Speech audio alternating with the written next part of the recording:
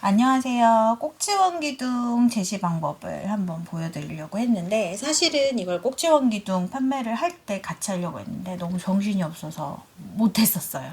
근데 지금 꼭지원기둥 거치대를 함께 판매를 하면서 여러분들이 지난번에 하기로 했었던 거 보여달라고 하셔서 그리고 또 최근 부쩍 AMS, AMI, 몬테소리 자격증에 대한 궁금증들이 많으신 것 같아요. 그래서 질문이 되게 많이 들어오거든요. 근데 수업을 대충 이런 식으로 진행을 해요. 근데 저는 AMS 자격증 과정을 들었고 해서 AMS 기준으로 제시를 제가 배운 대로 해볼게요. 꼭 한 가지 말씀드리고 싶은 것은 저는 절대로 전문가가 아닙니다. 그리고 집에서 이제 여러 가지 변형을 거쳐서 활동을 하는 사람이고요. 그럼에도 불구하고 몬테소리 정신을 절대로 훼손시켜서는 안 된다고 생각하는 사람이에요. 이제 일단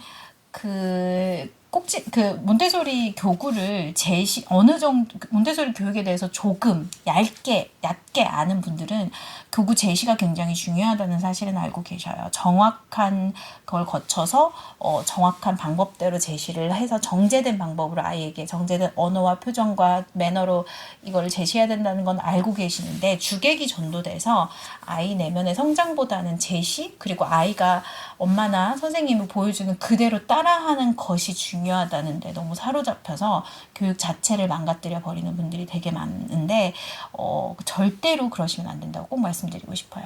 이 제시 방법이 중요한 이유는 선생님이나 부모는 항상 아이에게 보여지는 모든 언어라든지 태도라든지 분위기, 이 환경 자체가, 환경은 여기서 사람을 포함하거든요.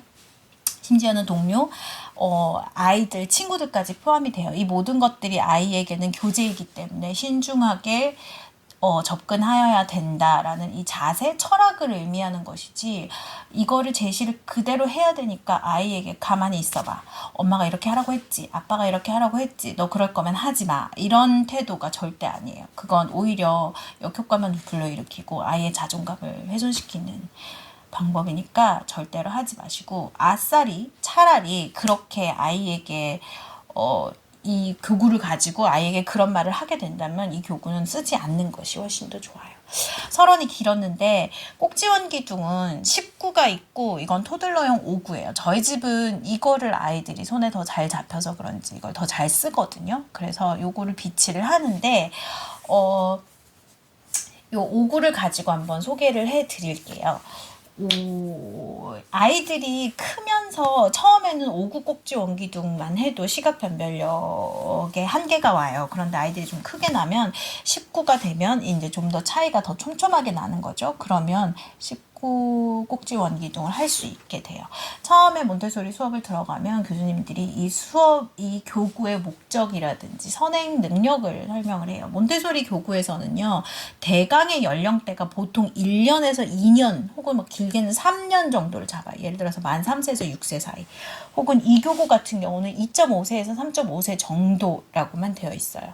근데 그렇게 딱 몇 개월 이렇게 가미하지 않는 이유가 아이들마다 발달 속도가 천차만별이에요.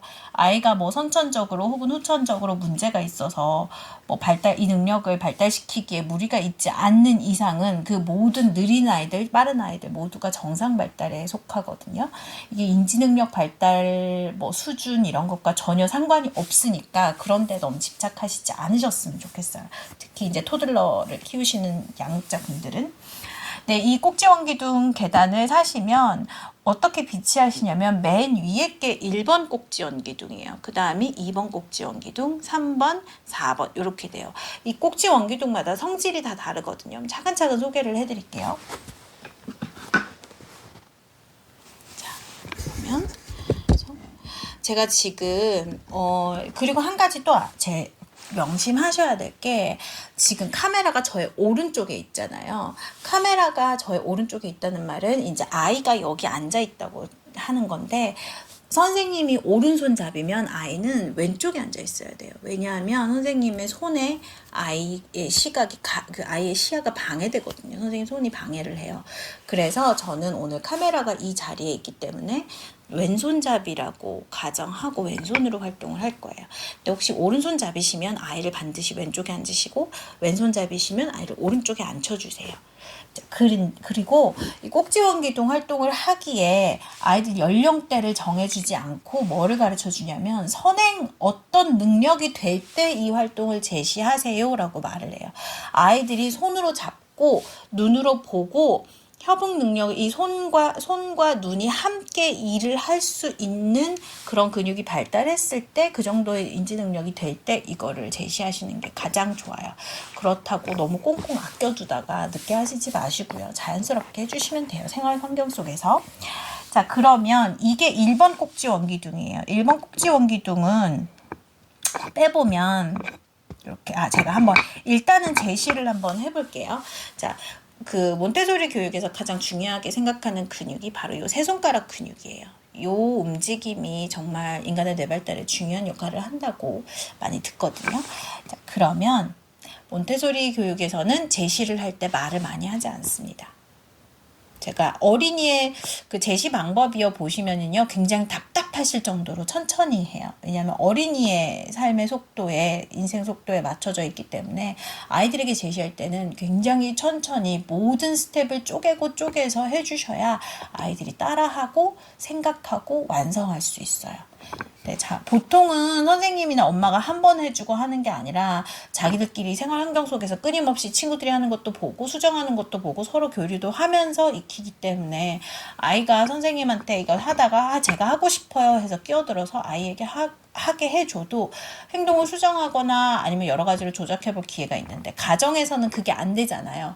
그러니까 정확하게 하는 것에 너무 집착할 필요가 없으실 것 같다는 게 저의 개인적인 의견이에요. 자, 그럼 진행해 볼게요. 천천히 해볼게요. 처음에 아이의 카메라가 아이의 눈이라고 생각해 주세요.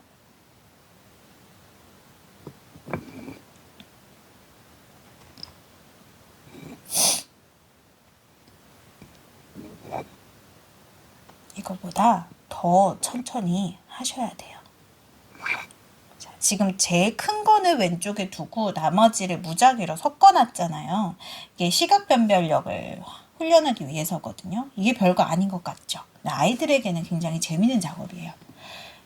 들고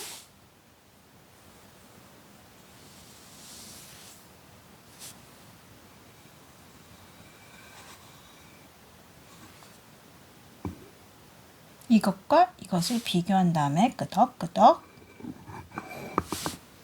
꼭 눌러보는 거. 요게 딱 맞아 들어갈 때 그 쾌감이 있어요. 해보신 분들은 아실 텐데.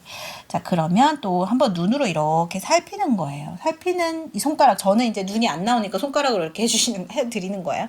이렇게 살핀 다음에, 이거구나. 딱 집어서 또 동일하게 하나만 하고 나면 아이들이 하고 싶어서 못 참아요. 기다려, 안 돼, 보고해, 너 안 보니까 못하지, 이런 식으로 활동을 이끌어가지 마시고 그냥 내어주시면 돼요. 아이들에게 중요한 건 정확하게 따라하는 게 아니라 이 교육을 통해서 아이들이 감각적인 발달을 이루는 거예요. 처음에 참 제가 말씀드리는 걸 깜빡했는데 꼭지 원기둥이라고 해라고 꼭 교구 이름을 아이들에게 어떤 장난감이든 교구든 이름을 짓든 아니면 저기 뭐 있는 이름을 알려주든 이름을 알려주는 게 굉장히 중요한 언어교육의 기초예요. 모든 것엔 이름이 있다는 것을. 요게 꼭지 원기둥 1번까지예요. 이건 꼭지 원기둥이라고 해. 이건 1번 꼭지 원기둥이야. 이건 저기 감각 영역에 있으니까 네가 하고 싶을 때 언제든지 가져와서 하고 제자리에 갖다 놓으면 돼. 까지 알려주시면 돼요. 자, 그리고 꼭지 원기둥을 제자리에 돌려놓습니다. 1번 원기둥과 2번 원기둥을 한번 차이를 보여드릴게요. 이게 꼭지 원기둥의 학습 목표는 굵기와 높낮이, 두께 이런 것들을 알게 하는 거거든요. 굵다, 가늘다, 크다, 작다, 넓다, 좁다, 높다, 낮다의 개념을 아이들이 감각적으로 익히는 거예요. 이걸 함으로써 질서감을 키울 수 있고 손과 눈의 협응력을 키우고 집중력을 키우고 독립심을 키울 수 있어요. 근데 이 모든 것들은 언제 키워지냐면 아이가 스스로 부모 도움 없이 참견 없이 혼자 가지고 놀 때. 즉 꼭 이 교구 말고 다른 것들을 부모의 참견 없이 정해진 제한된 환경에서 여기서 제한된 환경이란 너 하지마 하고 제한하는 게 아니라 던지는 건 안 돼. 누군가를 다치게 하는 건 안 돼. 하지만 나머지는 마음껏 해도 돼. 라는 안전한 환경에서 아이가 마음껏 무엇인가를 해볼 때 잘했어요. 이런 쓸데없는 칭찬 말고 그런 걸 해볼 때 키워질 수 있다는 얘기예요. 그게 몬테소리 교육의 핵심이에요. 제한된 환경과 그 제한된 환경 내에서 아이가 보장받아야 하는 자유.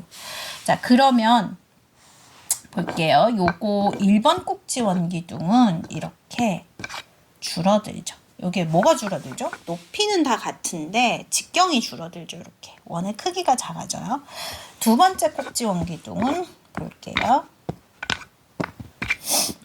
요거는 직경이 작아지면서 높이도 낮아져요. 점점 낮아진다. 아이에게 이 언어는 소개하셔도 돼요. 요걸 다 세우고 점점 낮아진다 라고 소개를 하셔도 돼요. 이거는 점점 가늘어진다 라고 소개하셔도 돼요. 그런데 이거 꼭지 원기둥을 제시를 하실 때 요것만 가지고 노는 소개를 하신 다음에 아이가 충분히 가지고 놀게 해주세요. 작업을 조작을 하고 이게 꼭지 원기둥이 너무나 아름다운 점이 뭐냐면요. 부모 도움 하나도 없이 답을 자기가 찾을 수 있어요. 이거 막 넣어봐. 안 되는 거 자기도 알아요. 이 모든 것에 제자리가 있다는 걸 아이가 스스로 알아요. 그렇지만 조작해보고 싶은 거예요. 근데 옆에서 아니네 다시 해볼까? 이런 거 자꾸 인풋을 넣으시면 아이에게는 사실 그게 회방이고 방해예요. 아이는 이게 여기 넣어보고 싶은 거예요. 이러면서 안과 밖의 개념을 익히고 안에 넣으면서 공간 개념을 익히고 이렇게 자기가 손으로 직접 공간을 조작해보는 이 활동이 아이의 공간 지각 능력 발달에는 정말 중요하답니다. 그리고 이걸 딱 넣어서 딱 맞춰 들어갈 때 그 만족감이 정말 커요. 아이들에게는 특히나 더. 그래서 이런 것들 마음껏 하게 해주세요. 그런 다음에 아이들이 이걸 가지고 충분히 다 조작을 할 수 있게 되면 죄송해요. 2번까지 소개했는데 3번도 소개해드릴게요. 3번은 여기 위에서 보기에는 1번과 2번과 3번이 다 똑같아요. 그런데 꺼내보면 다 성질이 달라요. 이것도 아이들에게는 흥미점이 되는 거예요. 그러면 여기 얘네들 꺼낼 때 이것도 똑같은 것도 아이들이 나중에 발견하고 정말 좋아하거든요. 컸는데 얘는 막상 꺼내보니까 쑥 요거밖에 안 올라와요. 첫날에 애들이 이걸 보고 정말 재밌어 했어요. 그리고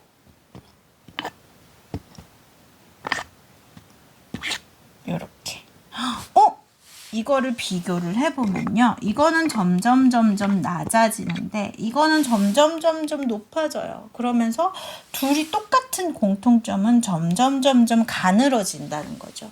이것들을 아이들이 처음에는 감각적으로 그냥 눈으로 보고 손으로 만지면서 알아요. 그런데 나중에 아이들이 크면서 이 교구를 계속 가지고 있잖아요. 그러면 아이들이 어떤 것을 할 수 있게 되냐면 말로 하게 돼요.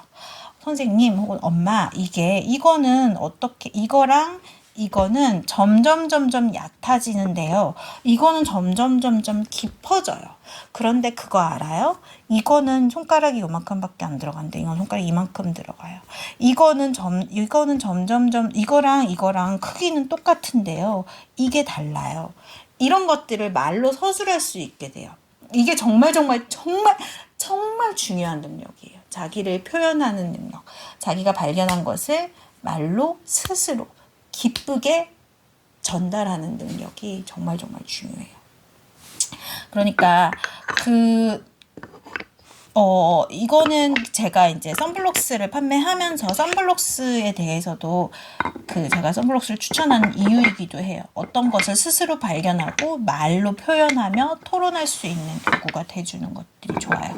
근데 그렇게 되려면 부모가 그것이 얼마나 중요한지, 그래서 우리 집에 있는 이 장난감들이라든지 교구를 어떻게 활용해야 되는지를 알아줄 때 그게 정말 필요해요. 자주 항상 매일 스케줄 짜서 돌리는 것보다도 일하는 부모가 일주일에 하루만 딱 놀아줄 수 있을 때만이라도 이런 것들을 함께 해줄 수 있는 그런 철학적인 깊이, 확신 이런 것들이 중요한 거죠. 그래서 이렇게 딱 제 자리에 이렇게 딱 놓아주시면 아이들이 찾아서 할 수 있죠. 원하는 성질을 찾아서 할 수 있죠. 이렇게. 겉으로 보기에는 달라 보이지 않는데 막상 꺼내면 다르다는 게 아이들에게는 굉장한 흥미점으로 작용을 하더라고요. 그래서 이것들을 다 잘할 수 있게 되면 색 원기둥이랑 같이 연합을 하시면 돼요. 근데 확장 활동은 제가 아까 말씀드린 대로 기본 활동을 다 하신 다음에 하셔야 돼요. 잠깐만요. 그러면 기본 활동 다 하고 나서 하실 수 있는 확장 활동을 한 가지 더 알려드릴게요.